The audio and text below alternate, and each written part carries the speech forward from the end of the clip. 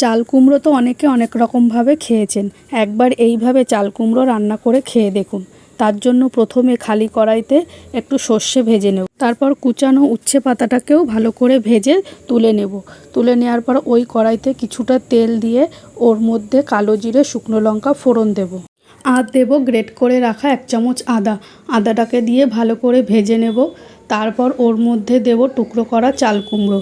আমি চাল কুমড়োটাকে খোসা ছাড়িয়ে দানা ফেলে নিয়েছি, টুকরো টুকরো করে নিয়েছি। দেব 1 চামচ নুন, দিয়ে ভালো করে নেড়ে চেড়ে ঢাকনা দিয়ে ঢেকে দেব 10 মিনিটের জন্য। 10 মিনিট পর ঢাকনাটাকে তুলে আবারও একটু নাড়াচাড়া করে নেব। এবার এর মধ্যে দেব ভেজে রাখা উচ্ছে পাতাগুলোকে দিয়ে আবারও একটু নাড়াচাড়া করে নেব।